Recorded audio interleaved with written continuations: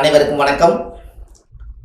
பாரம்பரிய திருவள்ளுவர் குலவம்சம் பிரசன்ன ஜோதிடர் சுப மாரிமுத்து திருப்பூர்ல இருந்து 30 ஆண்டுகால ஜோதிட ஆராய்ச்சியாளர்.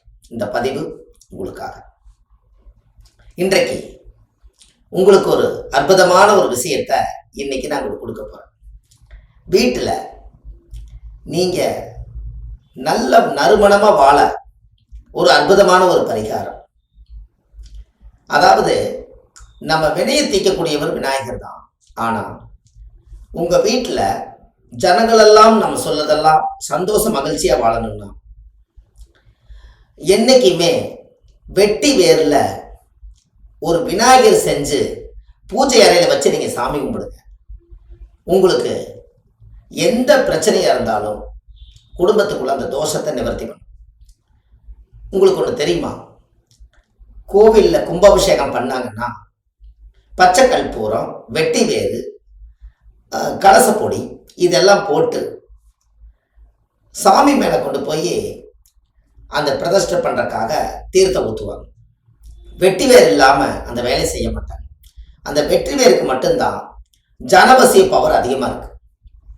உங்களுக்கு நிறைய ஜனங்களுடைய வசிய பவர் வேணும் அப்படின்னா உங்கள் வாழ்க்கையில் நீங்கள் இதையெல்லாம் ஒரு பெருசாக மீறினா உங்களுடைய வாழ்க்கையில் ஒரு வெட்டிவேர் மாலையும் கூட சாமி படத்துக்கு நீங்கள் வாங்கி மாலை போடுங்க.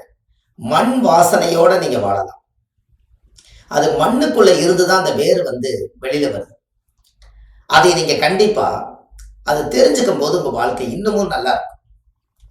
அந்த வீட்டில் அந்த வெட்டிவேருடைய மனம் உங்கள் வீட்டில் அப்படியே அடிக்கடிக்க அருமையாக வாழ்க்கையில் ஒரு பெரிய சிறப்பாக ஒரு மனமகிழ்ச்சியோடு நீங்கள் வாழ்வீங்க. இதை நீங்கள் செஞ்சு பாருங்கள். அதனால தான் அந்த காலத்தில் அரண்மனையிலையெல்லாம் வெட்டி வேறு வாசம் அப்படிங்கிற ஒரு வாசத்தை எந்த ஒரு தீய சக்தி இருந்தாலும் அது நீங்கி ராஜாவுக்கு அந்த காலத்தில் வசிய பவர் அதிகமாக இருந்திருக்கு.